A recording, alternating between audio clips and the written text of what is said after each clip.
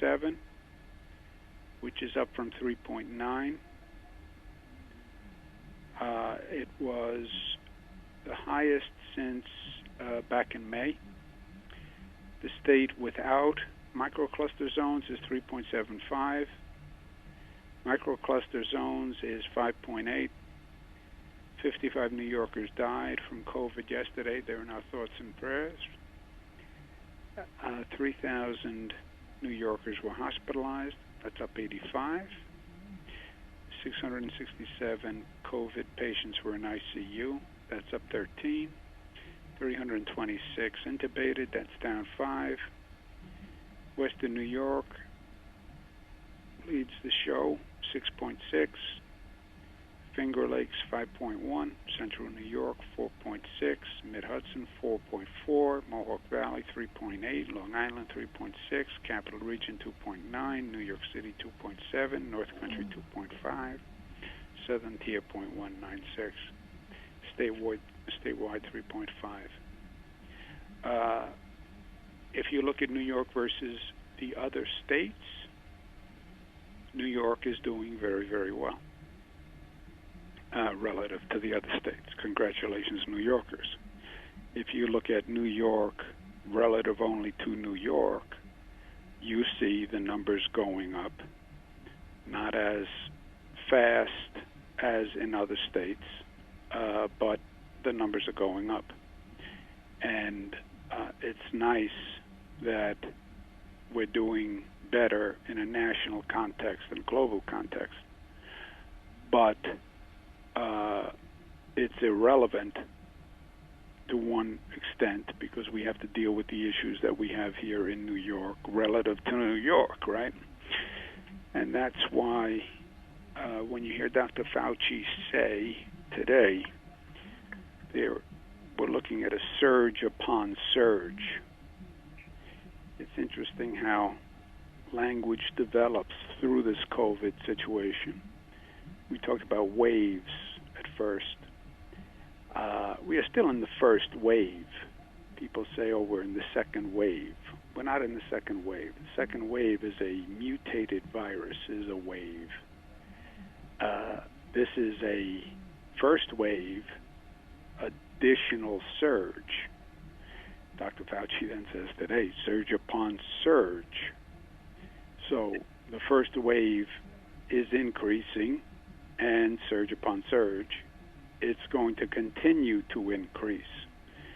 And he talked about through the holidays and New Year's. That's what we've been talking about.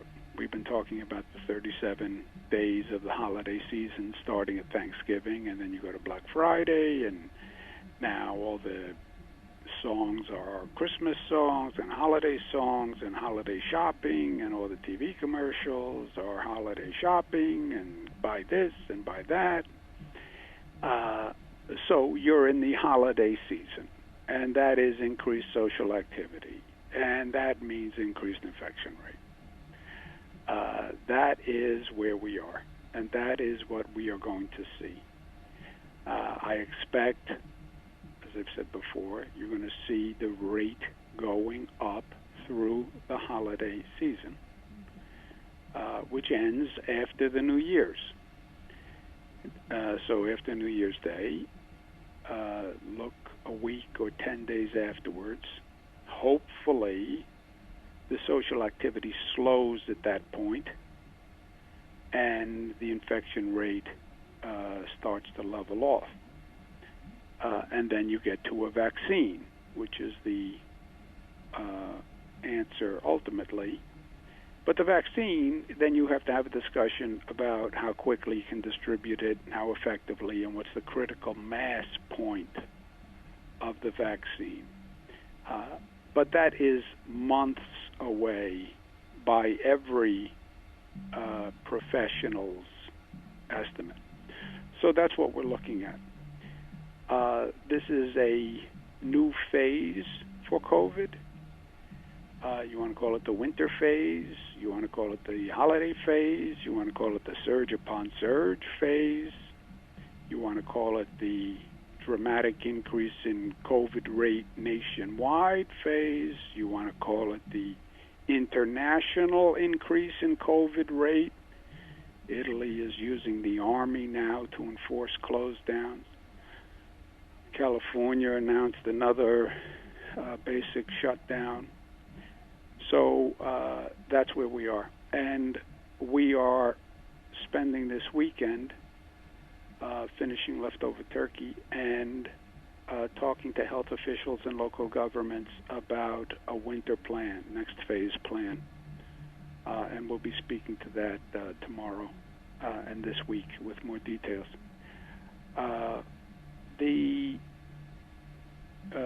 New York City announced that they are reopening schools. I think that's the right direction. The schools, we do have new facts and new information on schools. And just about every professional says the schools, especially K through 8, should be kept open whenever it's possible to keep them open safely. And we have done testing in schools, and we now know what we're looking at in schools, and the positivity rate is much, much lower.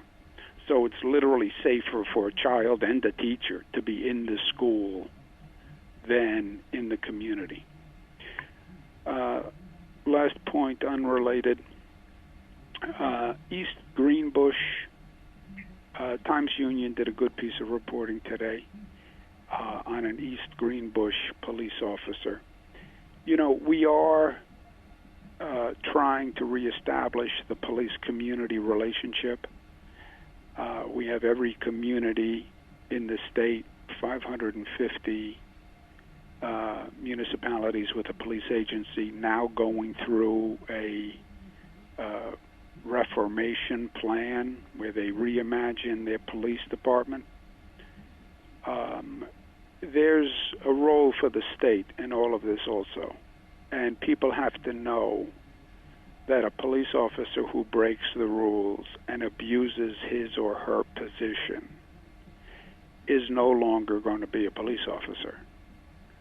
And there can't be these bureaucratic contrivances and loopholes that, well, he wasn't fired for cause, he was allowed to resign, and therefore he can be a police officer somewhere else.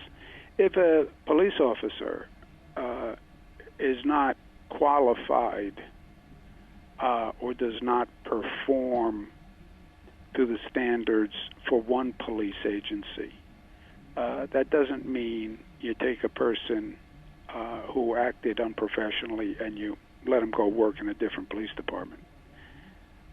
That doesn't work for the people of the state. So the state will I will be making proposals. I want the people of this state to know trust is a two-way street. And the police should trust the community, and the community should trust the police, and that the conditions exist for both of them to do it. And if there is a bad cop, that bad cop should no longer be a police officer. A bad cop does a disservice to the 99.9% of good cops. And we'll make sure that happens. Let's take some questions. And I'm sorry to do this call in the middle of an exciting Bills and Giants and Jets game. Questions, operator? Thank you so much. Ladies and gentlemen, as a reminder, if you would like to ask a question, you may press star, then the number 1 on your telephone keypad. Once again, you may press star 1 to ask a question. Please stand by while we compile the Q&A roster.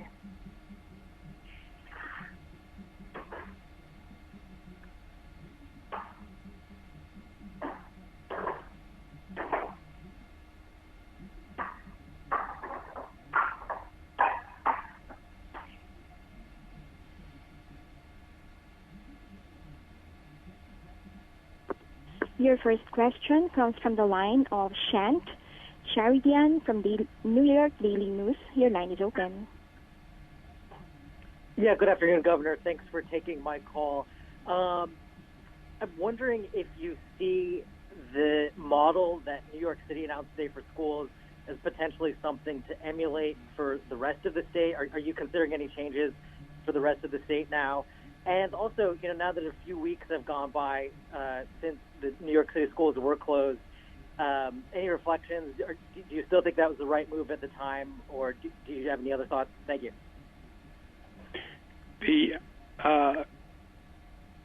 Let's just restate the facts here a little bit. Local school districts have discretion to open, close, remote, hybrid, combination thereof, all of the above. They have that discretion up to the point where the state believes there's an overriding public health interest to close. So you have a whole variety of actions by local school districts. And that's all in their discretion. That's between them and the parents of their local school district and the teachers. And I haven't opined on local school districts' opinions. It's within their right. My advice is keeping schools open where safe is best. And I think New York City opening schools is the right direction and the right decision. I think schools should be open. You have literally across the globe World Health Organization officials, European experts, American experts.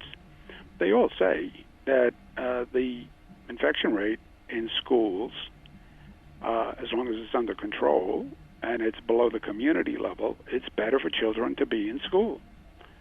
It's less disruptive for the student. It's less disruptive for the family. The student is getting an education.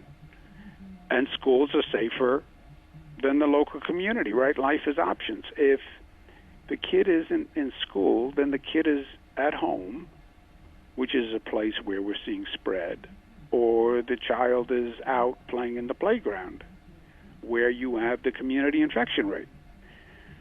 So schools are literally safer.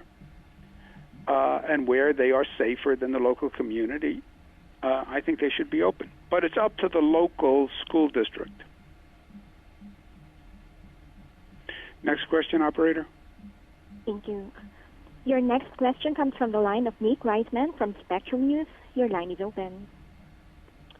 Hey, Governor. A couple questions. One, I was wondering, how did you make of the way Mayor de Blasio handled the situation? I know local governments are essentially, it's up to them how they handle the school situation. But I was wondering if you think he handled this well, and also as a follow-up to that, on a completely separate issue, there are some federal unemployment benefits and some aid for small businesses that are due to expire at the end of December.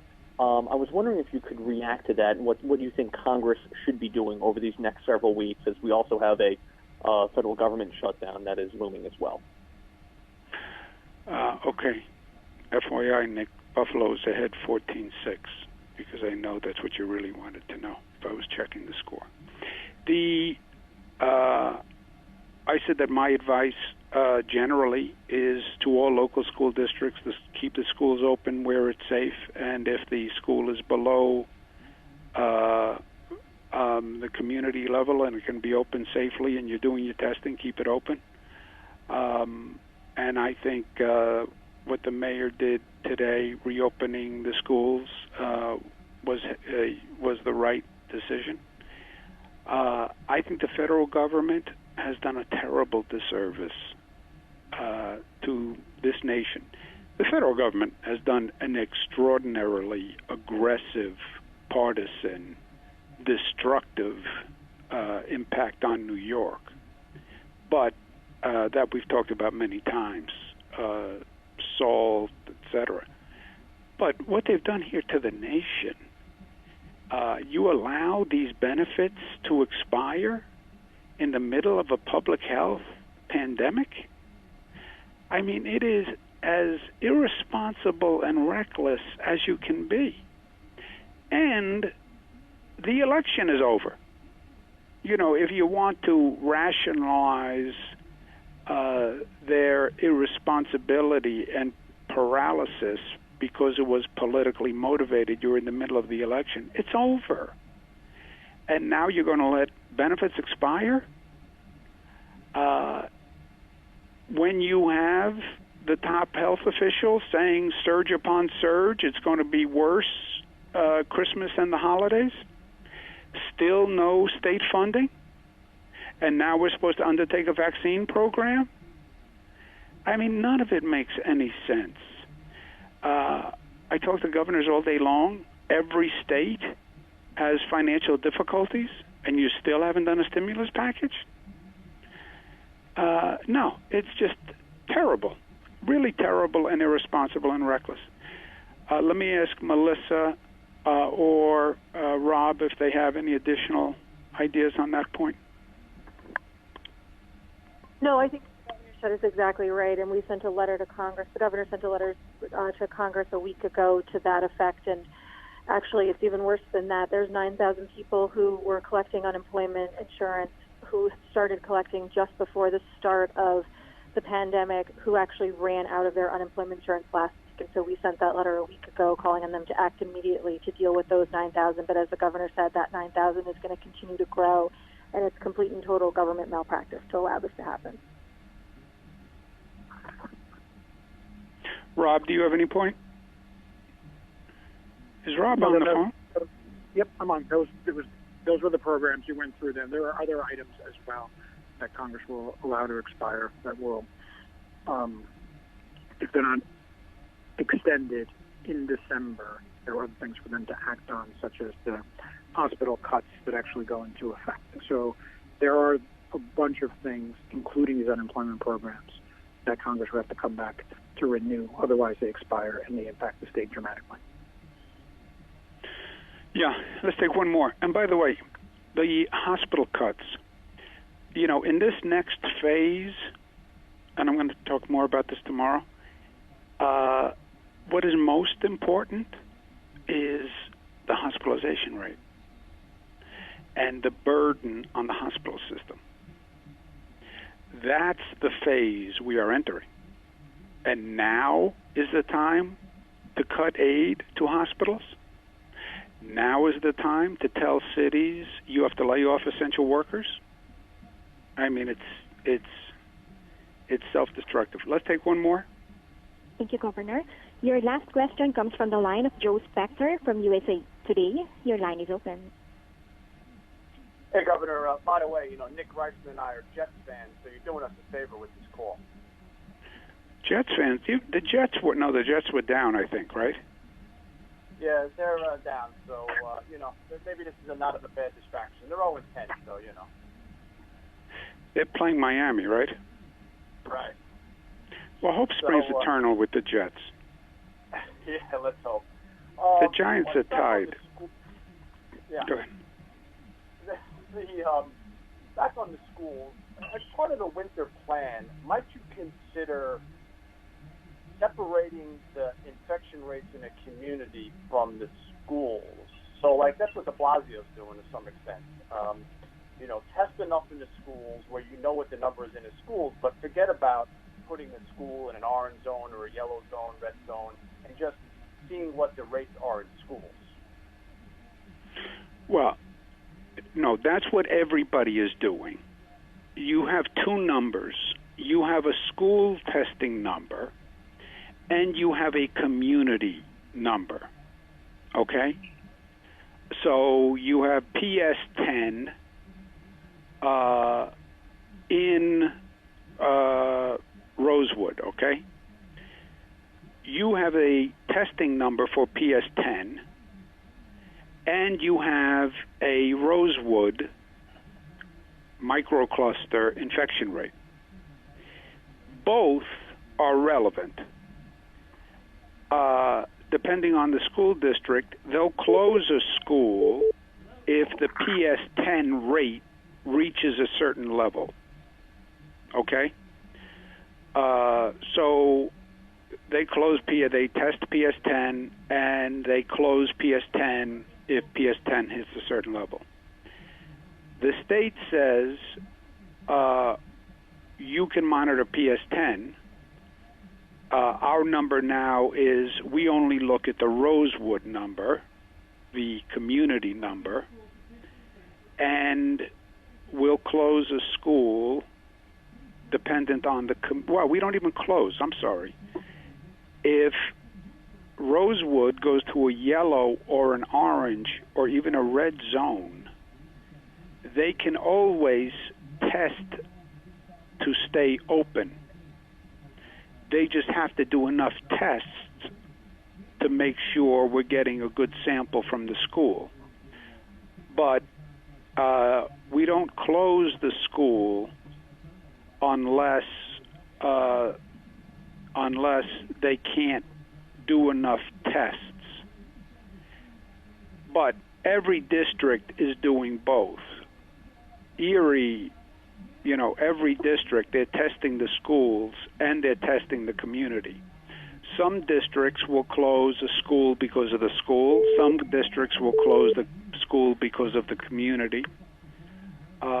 And we tend to look at the community. But we leave the discretion to the local governments. So we are basically a fail-safe. Stay open if you can stay open. Stay open if you want to stay open. But fail-safe, if it gets dangerous, then you must close, and we sort of set a level where it's dangerous. And I'll be speaking to that tomorrow also, because dangerous is also shifting, right, with these new numbers. What was dangerous 6 months ago, dangerous is a relative concept. Okay, guys, have a good Sunday. I will talk to you tomorrow. Thanks very much.